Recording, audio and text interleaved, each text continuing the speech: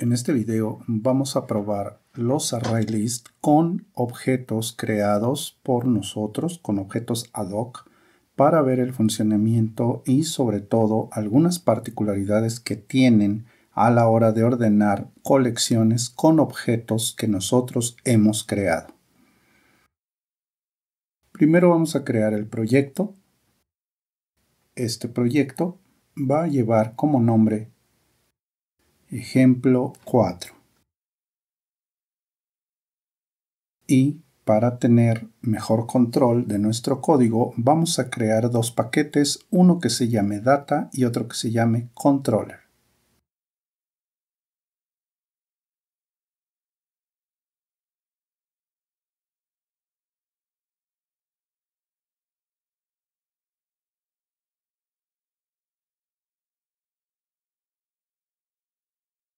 En el paquete Ditamex tenemos precisamente el paquete data y tenemos también el paquete controller.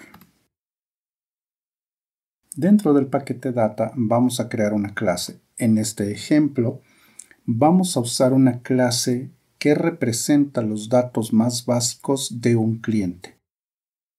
Serán 3 atributos: el número de cliente, que será único para cada registro, el nombre del cliente y su email. Vamos a proceder a crear la clase en cuestión.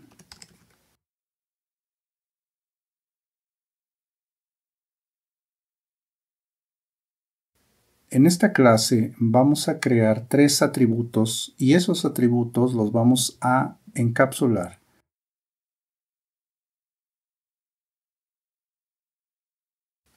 Lo primero que tenemos que recordar cuando se va a encapsular algún dato es que estos datos deben de permanecer privados.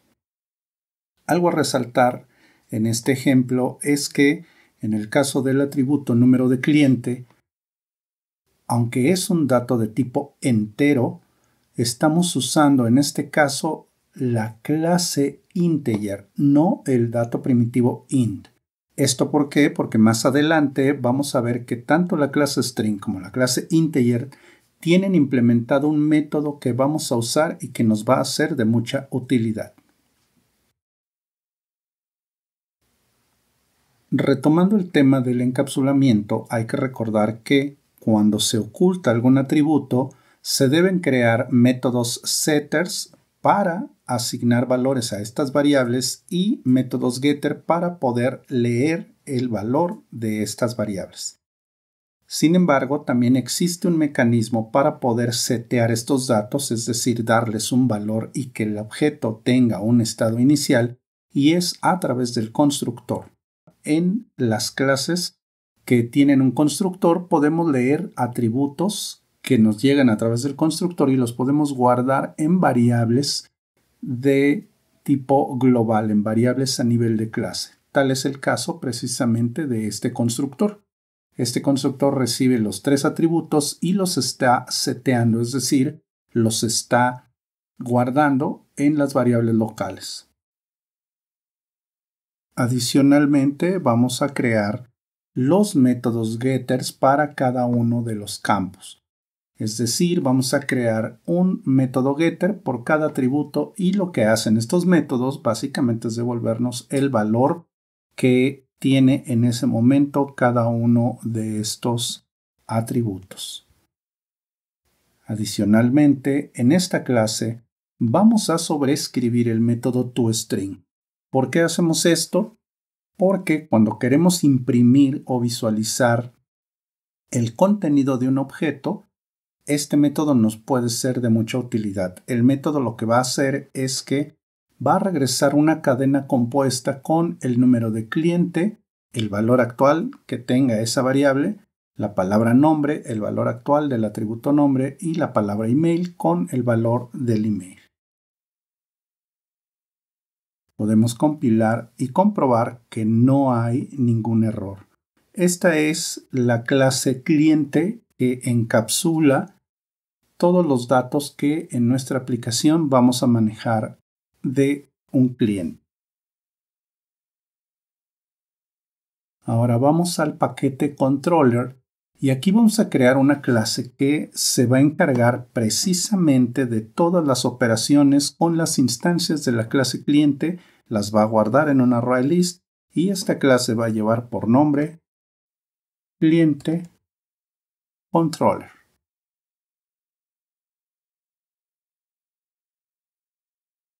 En esta clase lo primero que vamos a hacer, los imports de las clases que vamos a ocupar. En este caso vamos a hacer dos imports que representan cada uno a la clase cliente, que es de donde vamos a sacar estas instancias para guardarlas en el array list, y propiamente la clase array list. En este ejemplo vamos a ocupar el constructor de esta clase para poner toda la lógica de nuestro ejemplo. Dentro de ese constructor, lo primero que vamos a hacer es crear una estructura de tipo ArrayList que para fines de este ejemplo le hemos llamado clientes. Ahora, para ir agregando objetos de tipo cliente, tenemos dos opciones. Una sería crear primero las instancias de tipo cliente, darle un nombre a cada una y después, a través de ese nombre que le hemos asignado a cada objeto, ir agregándolo a través del método add de la colección. Sin embargo, existe un mecanismo en Java que se llama instancias anónimas. Esto nos ayuda a simplificar el manejo de objetos cuando no nos interesa el nombre. En este caso, nosotros queremos guardar objetos de tipo cliente dentro de la estructura, pero no nos interesa referirnos a cada uno de estos objetos a través de un nombre. Por ello, vamos a hacer uso de un mecanismo que se conoce como instancias anónimas para poder agregar cada uno de los elementos a esta colección.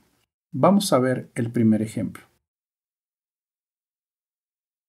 En esta línea estamos creando una instancia anónima a través del constructor que nosotros definimos en la clase cliente. Ese constructor recibe tres parámetros, un número y dos cadenas. El primer número se refiere al número de cliente, que debe de ser único e irrepetible. El segundo se refiere al nombre del cliente y el tercero a su correo.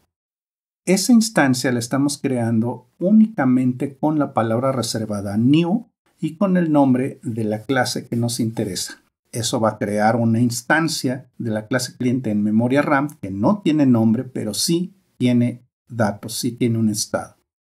Y ya que tenemos ese objeto, automáticamente lo agregamos usando el método add de la colección cliente. De esa manera evitamos tener que crear más de una variable con nombres que no vamos a estar utilizando.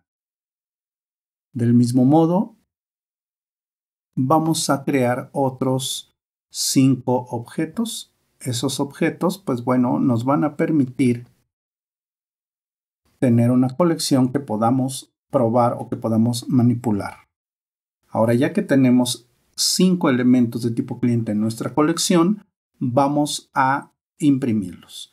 Y los vamos a imprimir ahora, en este caso, con un ciclo for que vaya recorriendo cada uno de los elementos, extrayendo en una variable de tipo cliente cada uno de estos objetos y a través del nombre del cliente, pues podemos obtener sus valores.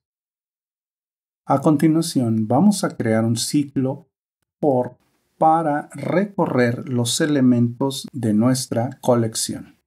Este for va a inicializar una variable que se llama x. Esta variable va a ir incrementándose hasta que se acaben los elementos en la colección cliente y esa variable la podemos usar para obtener a través del método get cada elemento en esta colección.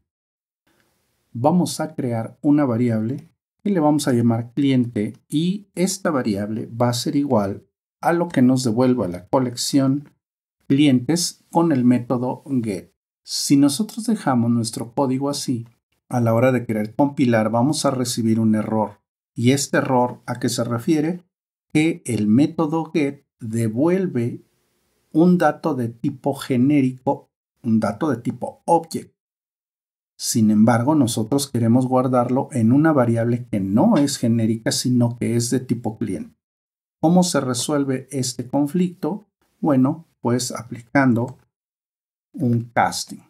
De esta manera, el dato que viene en su forma genérica, en su forma de objeto, lo convertimos a formato cliente y entonces ya es posible guardarlo en una variable del mismo tipo. Ahora, ya que tenemos esa variable, podemos ocuparla para imprimir y ya sabemos que aquí lo que va a ocurrir es que al querer mandar a imprimir directamente la instancia del objeto, se va a mandar llamar al método toString que nosotros sobreescribimos y mostraría los datos en pantalla.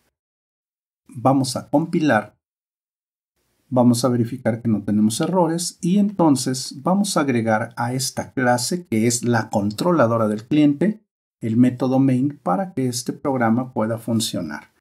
Es importante resaltar que las clases que tengan el método main, ese método lo vamos a ocupar para crear una instancia anónima precisamente de esta clase.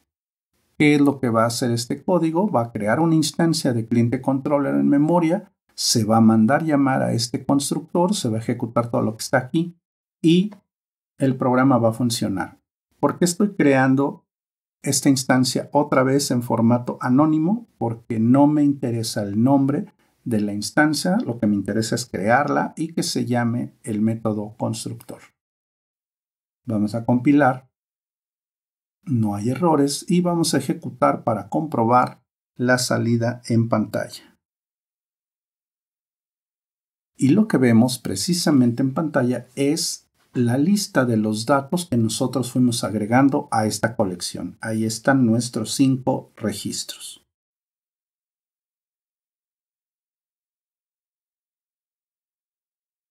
¿Qué ocurre si nosotros queremos cambiar el ciclo for que tenemos aquí, que pues como vemos tiene pues 2 líneas de código únicamente para leer los datos y poder imprimir? Este ciclo for en su forma natural se asocia mucho con los arreglos. Sin embargo, cuando trabajamos con colecciones, la estructura de control ideal para recorrer estas colecciones no es el for en su forma natural, sino el for each, es decir, un for que tiene una estructura en el siguiente formato. Vamos a eliminar este código y vamos a escribir la estructura del for each. Este for each tiene 3 parámetros. El primer parámetro es el nombre de la clase que identifica a cada elemento en la colección que queremos recorrer. En este caso son de tipo cliente. Ese es el nombre de la clase. El segundo parámetro es el nombre que va a recibir cada objeto que vamos leyendo. Ese objeto solo existe mientras el ciclo for se está ejecutando y una vez que el ciclo for hace otra iteración, ese nombre se va a referir al siguiente elemento en la colección. En este caso, para mantener la coherencia con nuestro código, le vamos a llamar cliente a esa instancia. Recordar que el primero es el nombre de la clase, el segundo es el nombre de cada instancia o de cada objeto que va a recibir en las iteraciones del ciclo for, y después el tercer parámetro separado por 2 puntos es de dónde voy a obtener cada uno de estos objetos. Y entonces vamos a colocar el nombre de nuestra colección. El ciclo for básicamente lo que hace es un for each. Por cada elemento que hay en la colección me lo va a devolver usando este nombre. Si nos fijamos, la propia herramienta que estamos usando para desarrollar nos marca un error. Y ese error, precisamente, es un error que se refiere a que no podemos guardar otra vez datos de tipo object en datos de tipo cliente.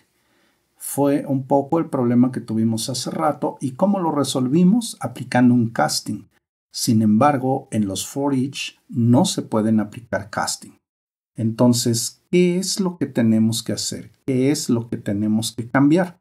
Bueno, si nosotros nos referimos a la documentación, vamos a ver que los array list y en general las colecciones tienen una forma de poder especificar qué datos son los que contiene esta colección. Si nosotros creamos una colección usando este formato, no importa qué tipo de objetos vayamos a almacenar en ella, todos los va a manipular como si fueran genéricos, como si fueran objetos. Lo cual, pues nosotros sabemos que no son objetos genéricos, sino que son objetos de tipo cliente. Para especificar que en una estructura de este tipo hay datos de un determinado tipo, en este caso cliente, podemos especificarlo usando la sintaxis de los genéricos. Los datos genéricos son aquellos que se colocan agregando símbolos de mayor y menor que, así como el nombre de la clase, y se les llaman genéricos porque pueden tener cualquier nombre.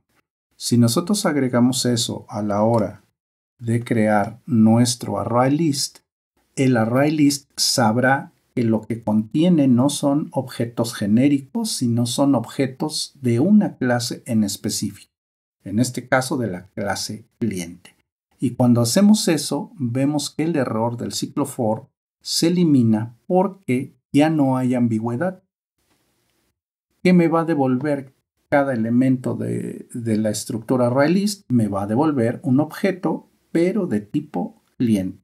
Así que nuestro ciclo for puede trabajar sin mayor problema. Ahora lo que tendríamos que hacer sería precisamente imprimir cada uno de estos objetos. Vemos que la clase forEach, pues además me simplifica el código y que en términos funcionales, pues tiene exactamente los mismos procedimientos que el for anterior. Algo importante de resaltar es que si bien en los arreglos la estructura normal de un for es la más ideal, en el caso de las colecciones, el forEach es quien más simplifica el trabajo. ¿Por qué? Porque no tengo que especificar condiciones, no tengo que declarar variables que además ocupan espacio en la memoria y de una manera muy simple yo puedo definir estos tres parámetros para que en cada iteración del for yo tenga acceso a cada objeto en esta colección y a través del nombre que yo defina puedo manipular ya ese objeto, puedo leer sus datos o puedo invocar sus métodos. Algo también que vale la pena comentar es que el ciclo forEach es más eficiente que el ciclo for. Por tanto, el ciclo forEach es el más recomendable cuando queremos recorrer de una manera simple una colección como en este caso. En el siguiente video vamos a continuar con este ejemplo para ver cómo utilizar los métodos de ordenamiento para clases definidas por nosotros, así como el uso e implementación de las interfaces comparator y comparable.